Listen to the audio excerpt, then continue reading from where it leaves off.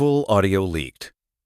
What Cassie said about Diddy's secret rooms wasn't just disturbing, it was terrifying. The tape recorded during a confidential deposition and never meant for public release began circulating just hours ago. It starts with her voice, low, shaking, almost whispering. They weren't just rooms, she says. They were like stages, and we weren't people to him. We were props.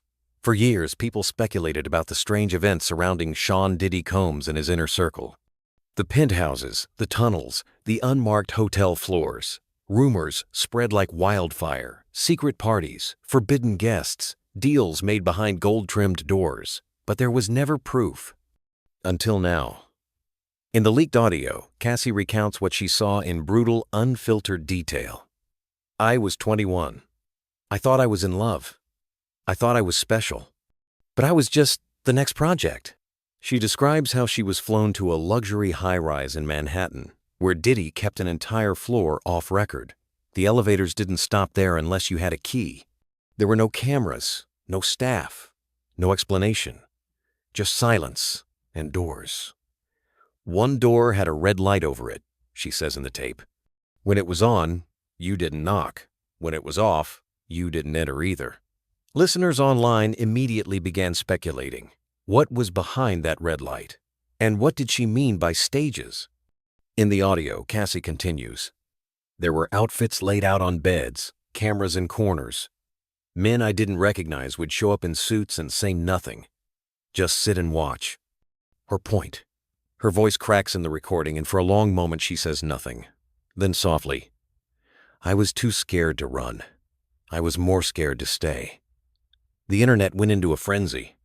Within hours, the tag number Cassie Tells All began trending worldwide. Former staffers, stylists, assistants, even a former driver started speaking up anonymously. One wrote, "She's not lying. That floor was off limits. You felt the chill in your spine before the elevator even stopped." But the audio doesn't stop there.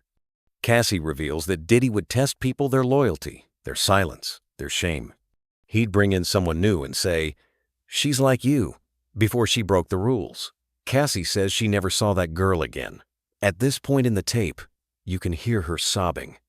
You can hear the silence in the room, the presence of lawyers, someone asking her if she wants to stop. She says no. She says, people need to know what power looks like when no one is watching. And that's the moment the clip ends. But the damage was already done. The media picked it up in minutes. TMZ posted a heavily redacted version.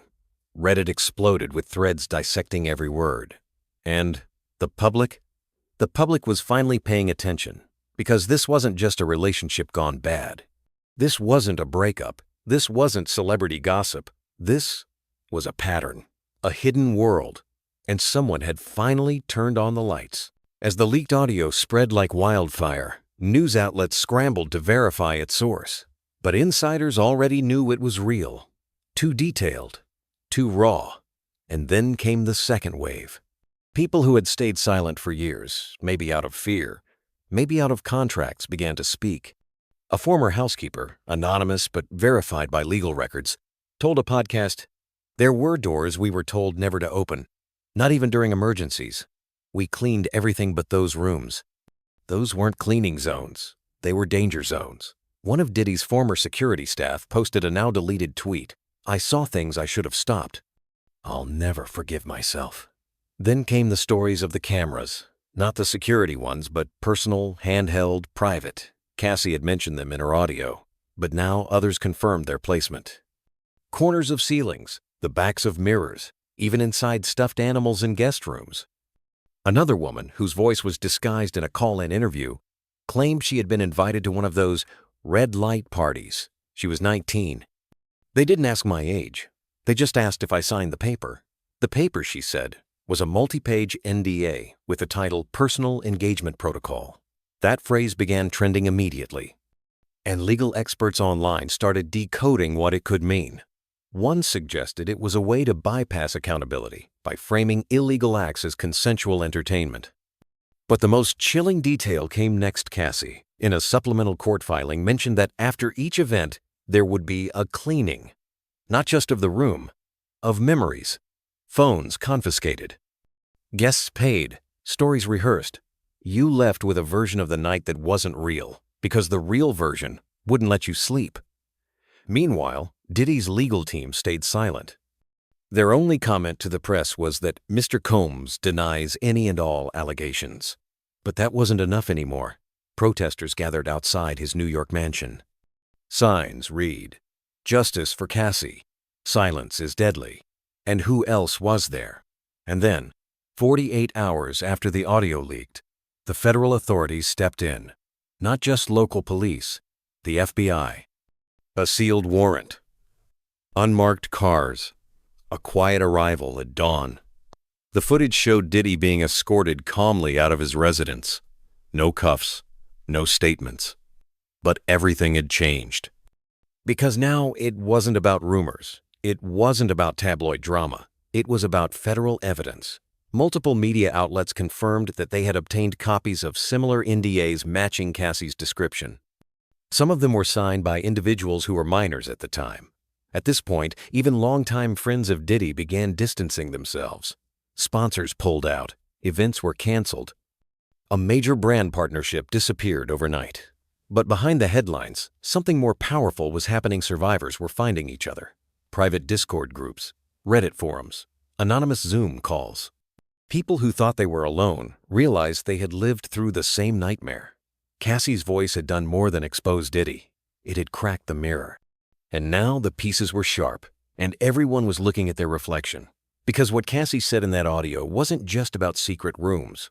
It was about the music industry's hidden corridors. The ones no one talks about. The ones where fame is currency and silence is the price.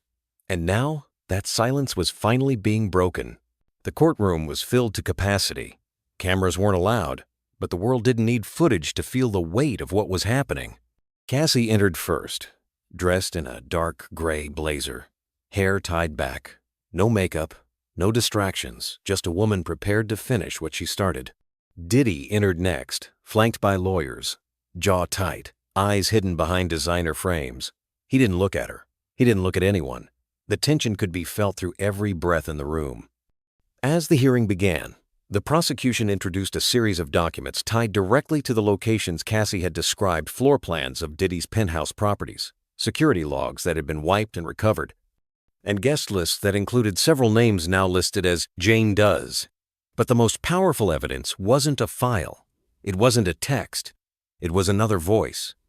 A second audio file, this one recorded just months ago. The court played it. It was Diddy's voice, calm, controlled. "You know the rules. What happens behind that door stays dead." The room was silent. The judge asked for clarity. The prosecution explained that the audio came from a private recording stored on an encrypted drive, submitted anonymously by someone listed only as MS. Speculation ran wild online. Was it a bodyguard? An assistant? A former partner? No one knew. But what mattered was that it confirmed everything Cassie had said and more. She sat still, eyes locked forward. Not blinking, not crying. The defense tried to discredit her. They asked about her past relationships, about money, about fame. But it didn't work. Not this time. Too much was exposed. Too many others had spoken. Cassie was no longer just one woman. She was a voice for dozens, maybe hundreds, who'd been silent too long. Then came Diddy's turn. For the first time, he spoke, his voice low, his words chosen carefully. "I've made mistakes," he said, "but I've never hurt anyone." There were gasps. Someone in the back scoffed. The judge called for order, but you could feel it. The public wasn't buying it. This wasn't just about denial anymore. This was about accountability. Outside, thousands had gathered. Protesters, fans, former collaborators. They weren't chanting for a verdict. They were chanting for change. And for once, the media wasn't framing it as gossip. It was justice. It was reckoning. A week later, a federal investigation was confirmed. RICO charges were being discussed. Multiple properties were seized for further evidence. And Diddy's empire, once untouchable, was crumbling. But Cassie didn't disappear. She didn't retreat. She appeared on one podcast, just one, and said, "I didn't come forward to destroy someone. I came forward to stop the silence." Because silence is where monsters grow. That quote spread like wildfire. It ended up on protest signs, shirts, headlines. And just like that, the story wasn't just hers anymore. It was everyone's. The room she spoke of, the red lights, the cameras, the secrets, they weren't just physical places. They were symbols of an industry that too often protects power and punishes truth. But now, the lights were on, and the world was watching.